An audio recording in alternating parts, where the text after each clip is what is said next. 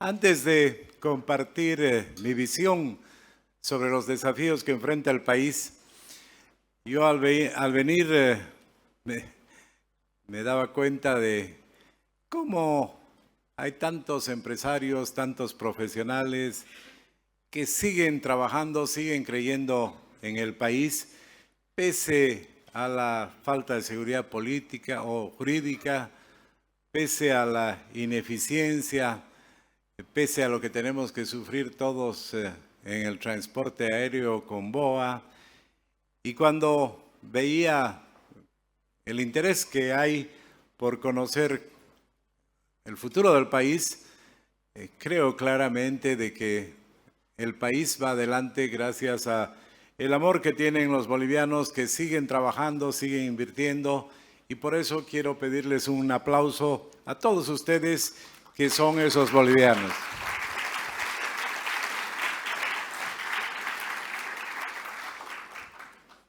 Muchas gracias. Felicitar a Nueva Economía, a El Deber y a Radio Panamericana por este esfuerzo. Yo voy a participar en todas las instancias de discusión de ideas, de debate de ideas, porque creo que le falta al país ese tipo de presentación de propuestas que no hemos tenido durante 20 años. Entrando en el tema, yo veo claramente que esta no es una elección cualquiera. La elección de agosto es la elección más importante de nuestra historia reciente. Es una declaración de independencia que tiene que ver con mover a toda la gente de bien, a la gente que tiene valores para rescatar nuestro país y para cambiar completamente el curso que ha seguido nuestro país en los últimos 20 años. Considero que los bolivianos no soportan más la falta de dólares, no soportan más la falta de diésel, de gasolina que los impide producir, que los impide transportarse. Los bolivianos no soportan más el continuo incremento de precios en la canasta familiar, pero además los bolivianos no soportan ni un día más a la mafia del MAS, que es la principal responsable de la situación que nos encontramos en este momento. Entonces, considero que a partir de ahora es fundamental que tomemos el control de nuestro destino, de nuestra patria, para liberar las fuerzas que tiene nuestro pueblo, para liberar nuestras riquezas y poder hacer a todos los bolivianos vencedores. Pero para eso no solamente basta derrotar al MAS en la próxima elección, sino también creo que hay que derrotar a un sector de políticos tradicionales que siempre manejaron el poder y que contribuyeron a que se llegue a esta situación. Por eso yo vengo a decirles que Bolivia ha llegado a un límite y nuestro país está en peligro y enfrenta la amenaza de que un narcopoder cocalero se apropie del país de manera permanente y se eternice en el poder. Y no hay tiempo para discursos, para palabras que siempre quedan en nada. Por eso yo he venido a decirles hoy cómo se puede enfrentar este problema que tiene Bolivia, comenzando por la crisis económica que nos aqueja, cómo considero que se lo puede hacer en 100 días y se puede rescatar a nuestro país.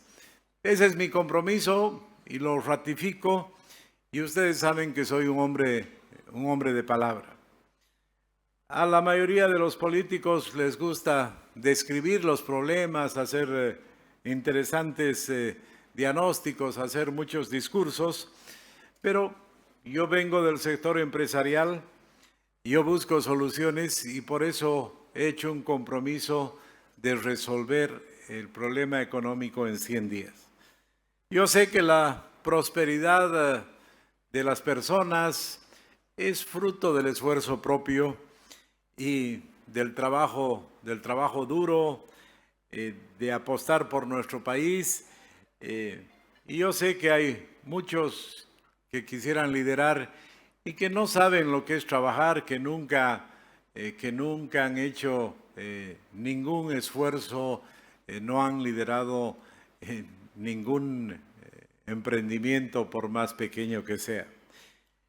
Yo sé que a los emprendedores algunas veces nos va mal, pero lo más importante es no rendirse nunca, y por eso siempre yo he llegado a los objetivos que me he planteado. Y ustedes entienden muy bien eso porque han trabajado toda su vida para sacar el país adelante, igual que yo. Nadie les ha regalado nada. Toda la vida los que hemos producido, generando empleo y riqueza para nuestro país, hemos oído siempre las mismas cosas, los mismos discursos, una y otra vez. Yo vengo a decirles algo diferente porque considero que mi misión en este momento es sacar a Bolivia de este hoyo que cavaron el MAS y los políticos profesionales. Mi misión es ver a cada boliviano caminar con la cabeza en alto, y mi visión ahora es sacar al MAS, superar la crisis y cambiar nuestro país. Por eso les voy a comentar ahora cuáles son los principales elementos de mi propuesta económica que hice conocer al país hace algunas semanas. ¿Y cómo se puede resolver el problema de la crisis económica en sus principales manifestaciones en 100 días? Lo primero es atacar la raíz del problema. Es increíble, pero tenemos decenas de empresas públicas que en más de una década no han dado nunca una ganancia. Solamente han ido acumulando pérdidas, no tienen ningún sentido económico. Alguien decía, las quiere privatizar. Ni siquiera se va a poder privatizar porque nadie compraría una empresa que no tiene ninguna factibilidad. Entonces hay que tener la valentía para cerrar esas empresas que generan millonarias pérdidas. Y no crean que son solamente empresas donde está el déficit. Revisando los presupuestos, uno encuentra cada cosa de increíble. Hay 100 entidades descentralizadas que dependen del Poder Ejecutivo. Para muestra un botón, ¿se acuerdan esa entidad que se estableció para el reclamo a la Haya, Diremar? Y después del fracaso de la Haya, si uno revisa el presupuesto, Diremar sigue existiendo y sigue teniendo un presupuesto de varios millones y sigue teniendo bastante personal. Y así les podría hablar toda la mañana de las barbaridades que uno encuentra en esas entidades descentralizadas. Cómo sigue existiendo esta entidad que genera empresas públicas, el SEDEM, con un presupuesto de 500 millones de dólares. Entonces, ese es el origen de la crisis, ese gasto sin sentido, esa irracionalidad.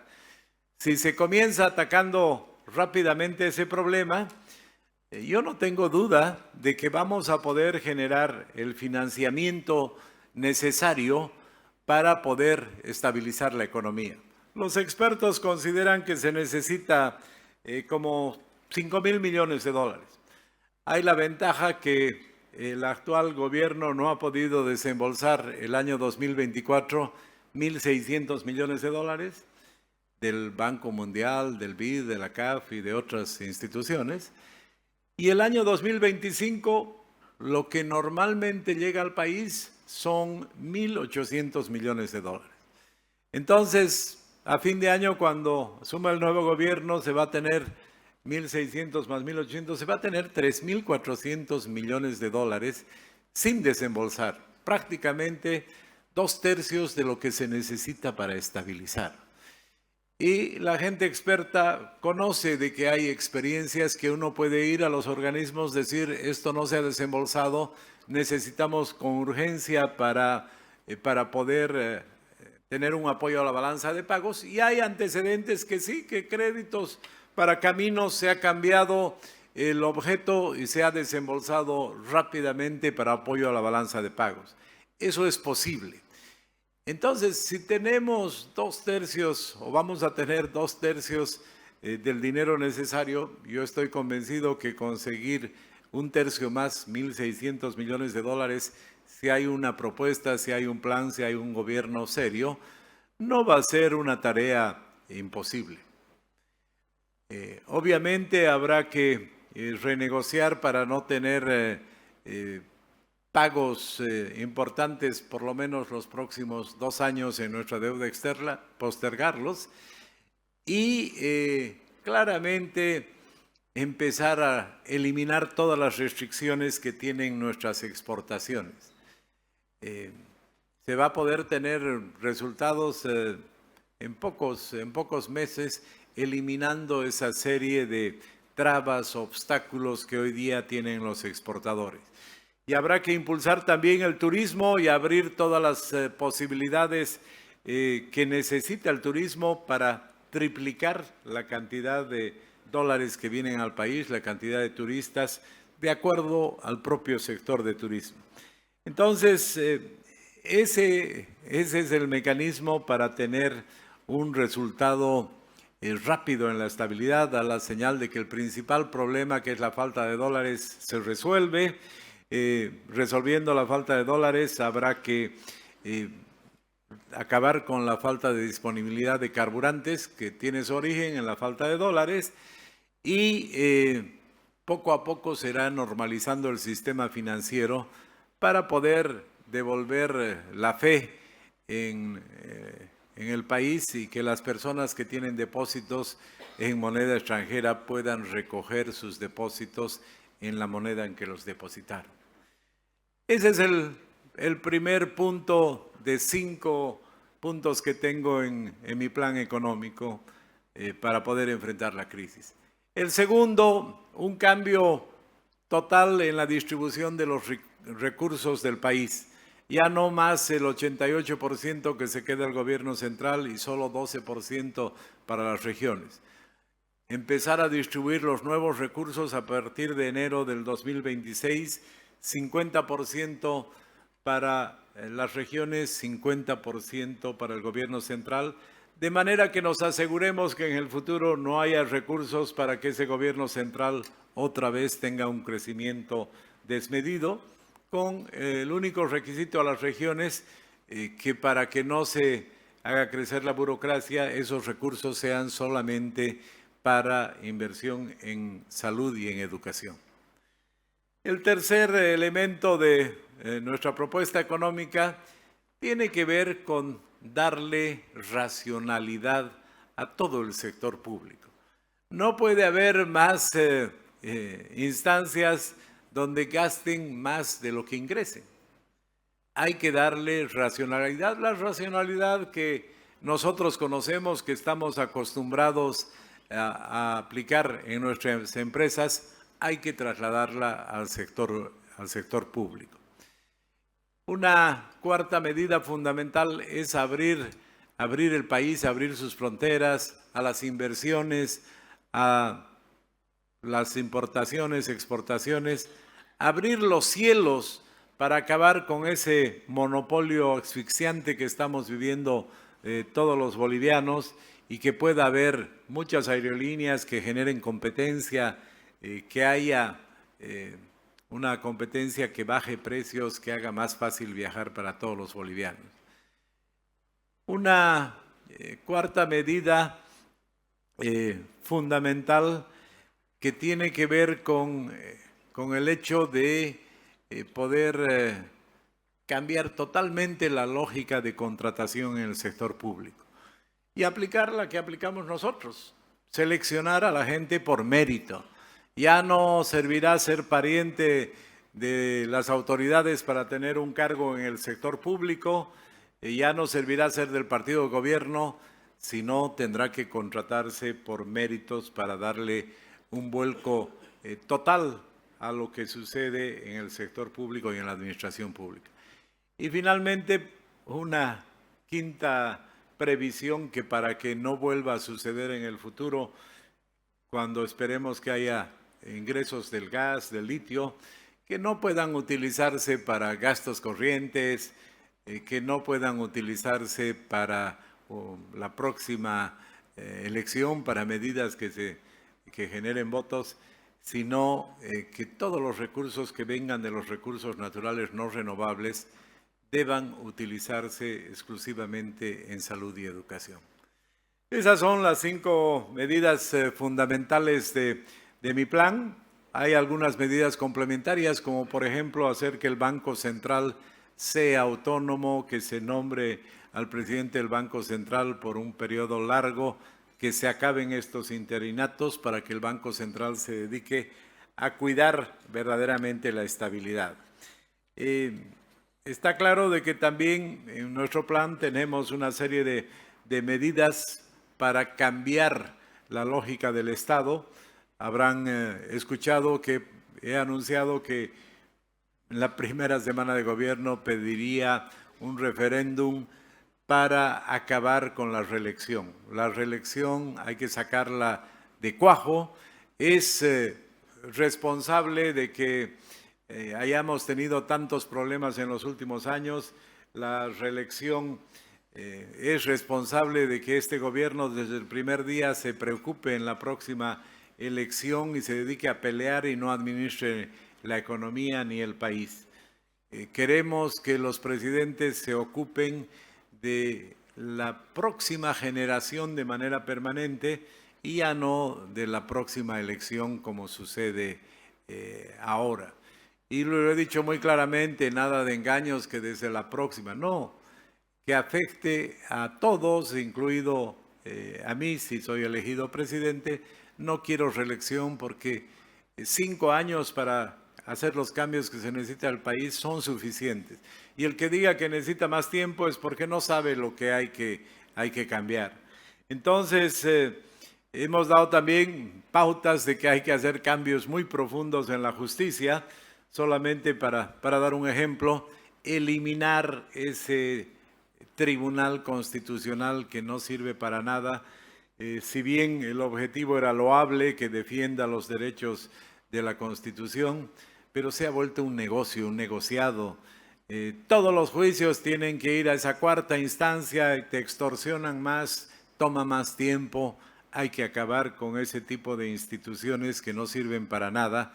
Y habrá pues una sala en el Tribunal Supremo que se encargue del control constitucional. Y bueno, además para poder ganar estas próximas elecciones, estamos llevando adelante un proceso de unidad que es fundamental, pero no solamente unidad para las próximas elecciones, sino unidad para estabilizar la economía, unidad para cambiar la Constitución, unidad para cambiar nuestro país. Entonces, no es un tema solamente electoral, sino es una visión de reconciliación del país y de la necesaria unidad que se va a necesitar. Está claro que la vida está llena de pesimistas, pero todos sabemos que los que realmente cambian las cosas son los optimistas. Los que tienen fe, los que le ponen ganas, los que en lugar de hablar nos ponemos a trabajar. Entonces, yo sé perfectamente que el pesimismo es el lugar preferido de los mediocres y Bolivia no soporta más mediocridad, no soporta más fracaso. Y yo vengo aquí a ofrecerles mi compromiso. Y cuando yo digo algo, saben que lo cumplo. Tengo el sueño, tengo el plan, tengo la convicción, sé cómo sacar a nuestro país adelante. Necesitamos conformar un equipo de 12 millones de bolivianos y que nos pongamos a trabajar. Y les prometo que rescataremos al país y no tendremos límites. Para terminar, yo quiero compartir con ustedes algo que pregono siempre hace muchos años y que son los 3 pasos para lograr la prosperidad en Bolivia. El primer paso para lograr la prosperidad es creer que la merecemos. El segundo paso para lograr la prosperidad es asumir el control de nuestro destino, de nuestro futuro, liberándose de los políticos corruptos y estatistas que dejen de imponernos un destino que no queremos, que dejen de hacernos retroceder.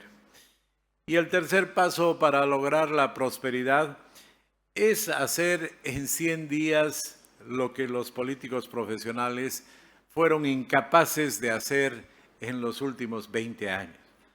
100 días para detener la crisis, 100 días para comenzar a cambiar Bolivia, y les ratifico, mi compromiso es 100 días, carajo.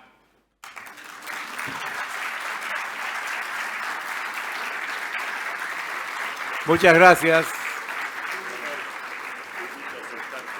Para que te hagamos las preguntas. Acá, Samuel, por favor, para que te hagamos las preguntas. Vamos a tener un corto periodo de preguntas y respuestas, aprovechando la vehemente participación de Samuel. Y voy a pedir que pasen los micrófonos, por favor, para que podamos, los directores de los medios auspiciadores, hacer las preguntas. Y mientras llegan los micrófonos, voy a hacerle la primera pregunta, abusando de mi condición de moderador, a Samuel. Samuel, estamos en un ciclo donde, recuerdo, hace 20 años ser liberal, neoliberal, era prácticamente un pecado. Y hoy día, ser socialista también es un pecado, seamos sinceros. Ese péndulo político que tiene una duración de unos 20 años, Samuel, hace que algunas personas que quieren tal vez desdibujar tu candidatura dicen, pero ¿qué viene a presentarnos el señor vicepresidente de la Internacional Socialista? Quiero que nos expliques cómo combinas la cuestión del socialismo con el empresariado exitoso que tú ejerces. Con todo gusto, Johnny, te agradezco por la pregunta. A ver, la Internacional Socialista tiene ese nombre antiguo porque surge a fines del siglo XIX en Europa. En Europa, cuando se empiezan a organizar los sindicatos obreros, resulta que conforman una asociación internacional que se llamaba la Internacional Comunista. Y justamente para hacerle frente al comunismo en el siglo XIX, se organiza la Internacional Socialista, que era contrario al comunismo, pero estamos hablando en el lenguaje del siglo XIX. Bueno, después de varios años es el ex canciller alemán Willy Brandt que toma a su cargo lo que era la Internacional Socialista, le cambian el nombre, más acorde al siglo XX, y se llama la socialdemocracia. Y ahí se precisa claramente de que sí, había que preocuparse en lo social, pero siempre en democracia.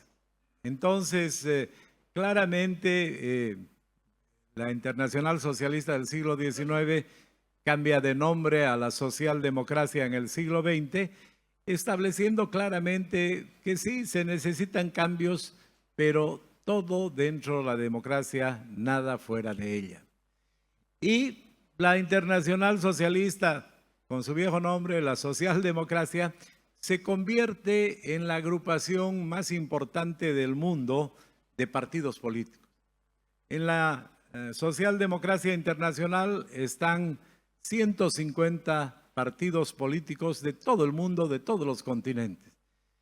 Y el requisito es uno solo y fundamental. Se aceptan partidos que son democráticos. No se acepta partidos de dictadores, no se acepta partidos que vayan en contra de la democracia. Y en la socialdemocracia internacional No está el partido de Maduro, no están partidos de Cuba, no están partidos de Nicaragua. Y hay una gran diversidad ideológica.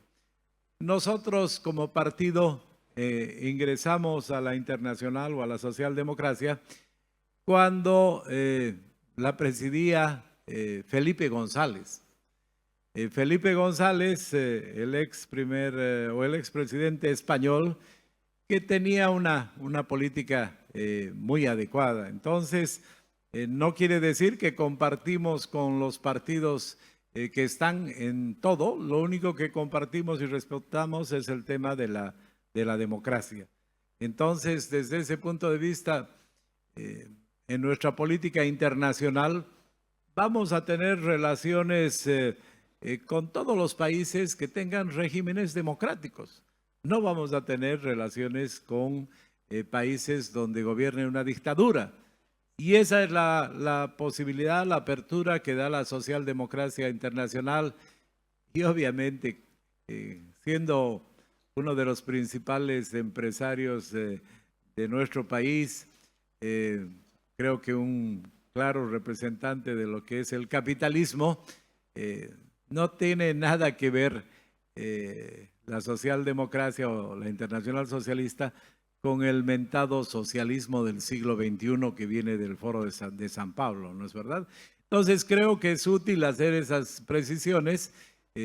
Los que quieren dar dudas sobre mi visión ideológica usan el nombre que se usaba en el siglo XIX a esta organización, pero el nombre adecuado actualmente es la Socialdemocracia Internacional, que comparte valores democráticos y es la mayor agrupación de partidos políticos del mundo.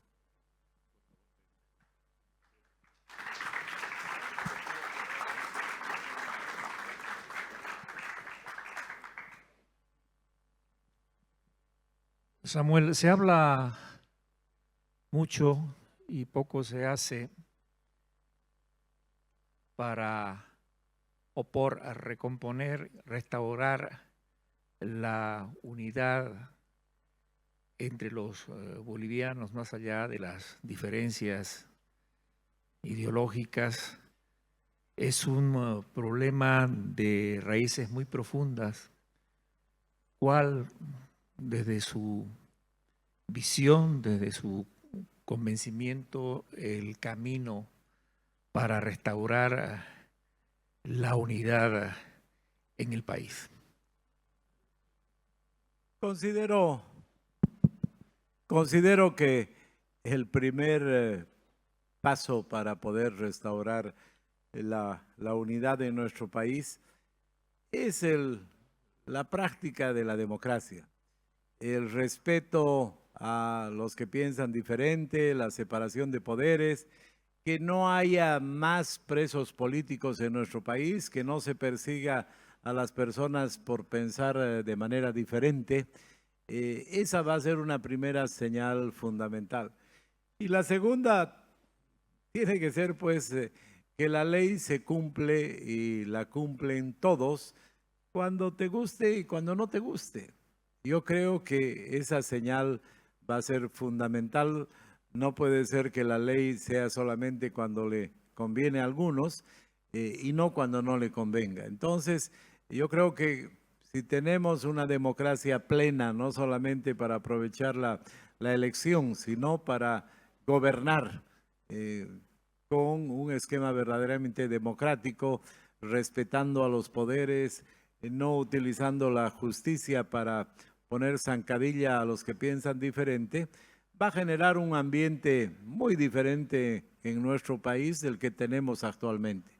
Entonces, estoy convencido de que cuando hay democracia, cuando la ley más importante que yo he aprendido que existe en mi vida, cuando se practique la ley del ejemplo, cuando el gobierno sea el primero en cumplir la ley, el primero en ser transparente, mostrar no solo eficiencia, pero transparencia. Cuando se dé eso, vamos a generar un ambiente distinto en el país y vamos a tener que trabajar en la reconciliación. Yo creo que está claro de que nuestro país es diverso y hay que aprendernos a respetar. No queremos o no debemos tratar de imponer la visión andina en el oriente del país. Creo que son las raíces de los problemas que tenemos. Hay que respetar las distintas visiones y converger en Bolivia, converger en nuestro país sin tratar de imponer lo que piensa partes de nuestro país. Yo creo que con esa filosofía van a cambiar las cosas radicalmente de lo que estamos viviendo actualmente.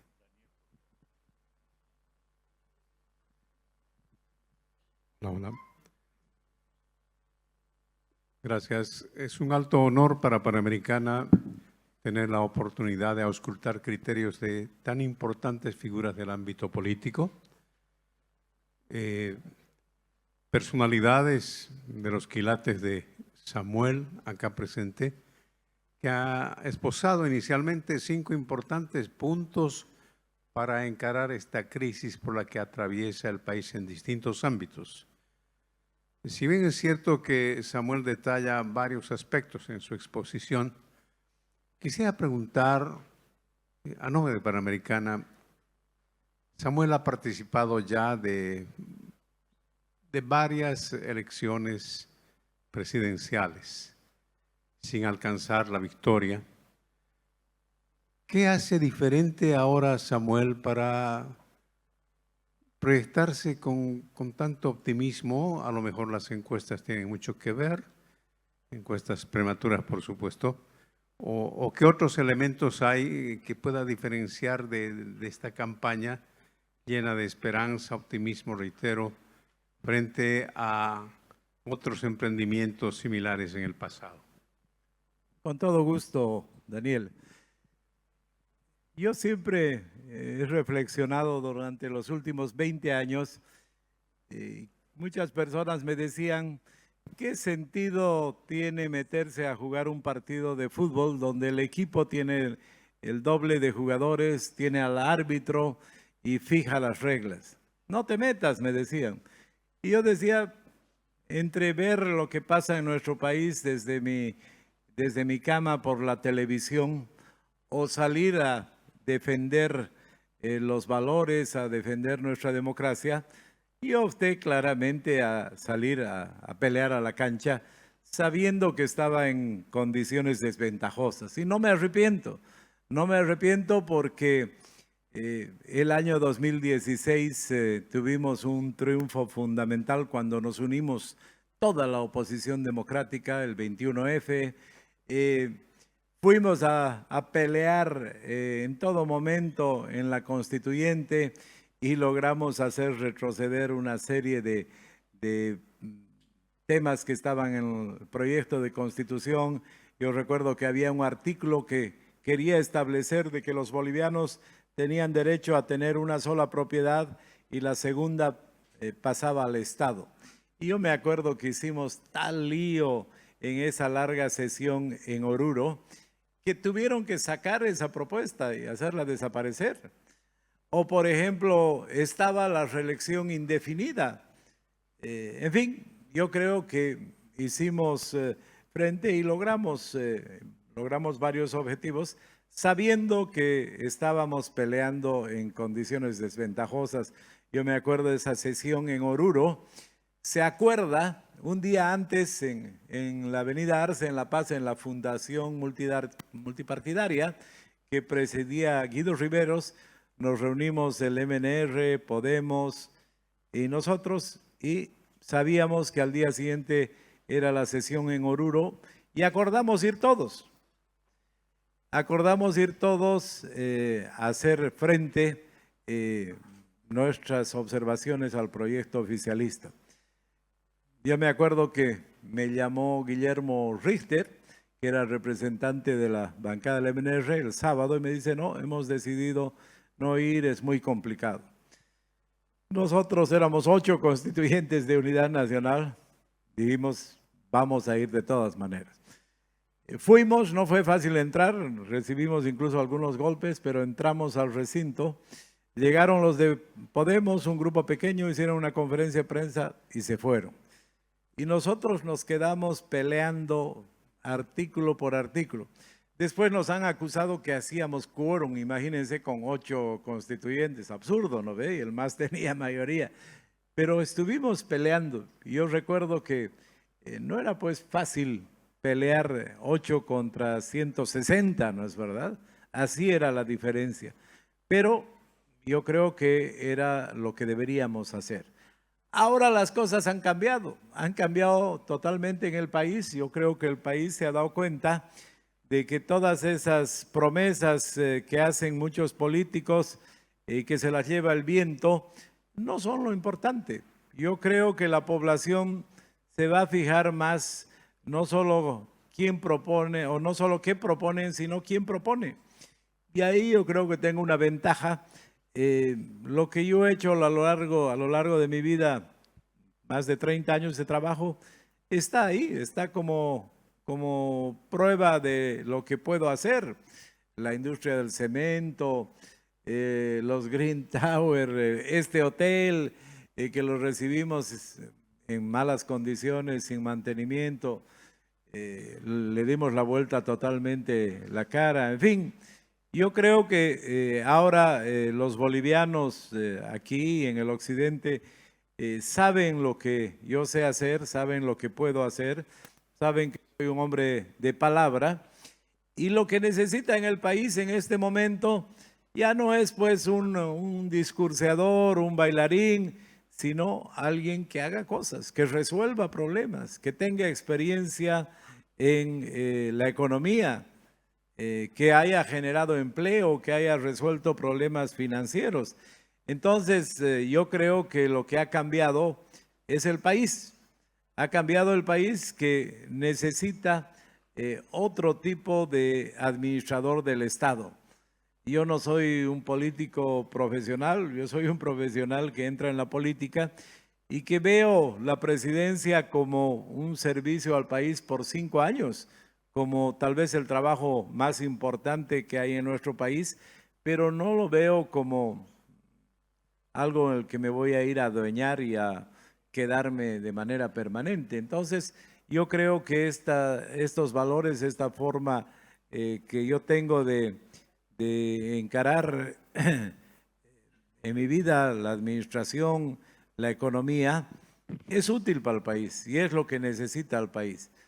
Veremos si el país concuerda con esa visión. Yo tengo una excelente relación con los jóvenes a través de las redes sociales que me han permitido comunicarme con ellos y lo que ellos quieren es justamente alguien que les pueda abrir oportunidades para ser emprendedores. Yo he escuchado muchos jóvenes que me han dicho, no queremos que el Estado haga empresas, nosotros queremos hacer nuestra propia empresa. Entonces, yo sé cómo impulsar eso y sé que los jóvenes ya no piensan en los partidos, ya no piensan en la política como se pensaba antes, ¿no es verdad?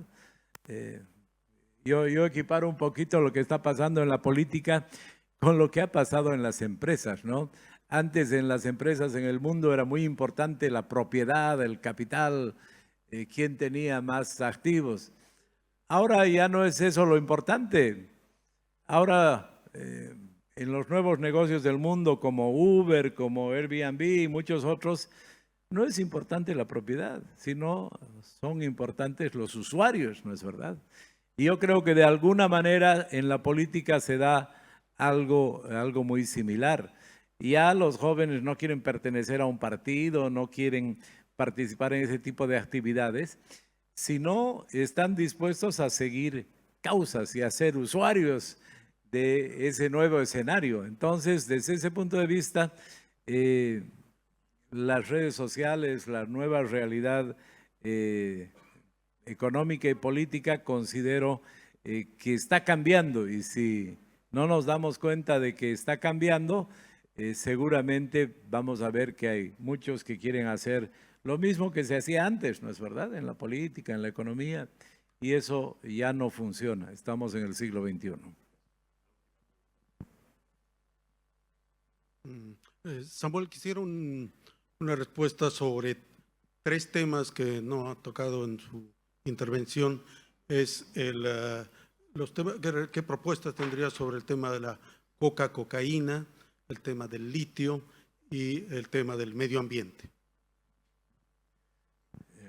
¿Otros 20 minutos? No, con todo gusto. A ver, en el tema de la cocaína, yo vengo recorriendo los diferentes departamentos explicando las soluciones que tengo. Desde el punto de vista regional, he estado en Santa Cruz, he estado en El Alto, he estado en Tarija. Pasado mañana voy a estar en Cochabamba, justamente haciendo conocer mi propuesta y la visión que tenemos sobre el desarrollo y el futuro de Cochabamba. Y no hay duda que el tema fundamental es la coca y la cocaína por el Chapare, ¿no? Vamos a hacer conocer nuestra propuesta, donde hay 2 aspectos que son muy distintos. Uno es el aspecto económico. Hay un gran sector en el Chapare que se estima que son cerca de 200,000 familias que ha estado en la producción de coca y que ha acumulado un patrimonio importante en los últimos 20 años. Entonces, yo creo que es muy importante darle una solución económica, darles opciones de salida del circuito de la coca y la cocaína. Si logramos que esa gran masa poblacional pueda salir de ese circuito, y está claro que los cocaleros no quieren que sus hijos sean cocaleros, quieren que sus hijos sean profesionales, que sean empresarios. Entonces, ahí hay un punto, una tarea fundamental. También hay otro componente que es la cocaína. Desde luego que no puede continuar siendo un lugar donde el Estado no tiene presencia. Esa es una tarea pendiente. Y el tema de la cocaína tiene que ver con algo ilegal. Entonces, si no recobramos la presencia del Estado, si no recobramos la vigencia de la ley, definitivamente poco podríamos hablar de qué se puede hacer con la cocaína. Pero yo he dicho claramente, es fundamental sentar autoridad desde el primer día, no aceptar bloqueos. Hemos visto en la Argentina, los piqueteros eran dueños de Buenos Aires. El primer día se puso las reglas claras, se aplicó la ley y se acabaron los famosos piqueteros, ¿no es verdad? En el tema del litio. El tema del litio es una gran estafa que hemos sufrido los bolivianos. Se han gastado más de $1,000 millones en los últimos 20 años y para mí el problema fundamental es pensar de que no necesitamos del mundo, no necesitamos tecnología, no necesitamos capitales. Ese es el error fundamental y sí, creo que es fundamental de pensar en la apertura a la inversión extranjera. Yo a lo largo de mi vida en la industria del cemento he tenido socios chilenos, ingleses, mexicanos y he podido manejar muy convenientemente la relación con la inversión extranjera. Entonces, tenerle miedo a que el inversionista extranjero venga y se lleve la parte de León es un absurdo. Hay que abrir a la inversión extranjera. Cuidado que nos quedemos fuera del tren del desarrollo del litio. Se está experimentando con muchas otras tecnologías, el hidrógeno. Entonces hay que atacar ese problema rápidamente con tecnología, con inversión extranjera. Y en los próximos 5 años no vamos a poder generar recursos para el Estado boliviano, pero hay que avanzar en el tema del litio. Finalmente, sobre el tema del medio ambiente, obviamente en 20 minutos no puedo hablar de todos los temas, pero tenemos una política clara y ahí hemos dicho, para comenzar, cárcel para los incendiarios. No vamos a aceptar que se siga incendiando nuestros bosques. Modificar el Código Penal para que el primer incendiario vaya a la cárcel por un largo tiempo, seguramente el segundo y el tercero la van a pensar muy bien. Querido Samuel, disculpa, mi labor como moderador es agradecerte mucho. Creo que te hemos escuchado atentamente, señores. Ese aplauso se lo merece. Gracias.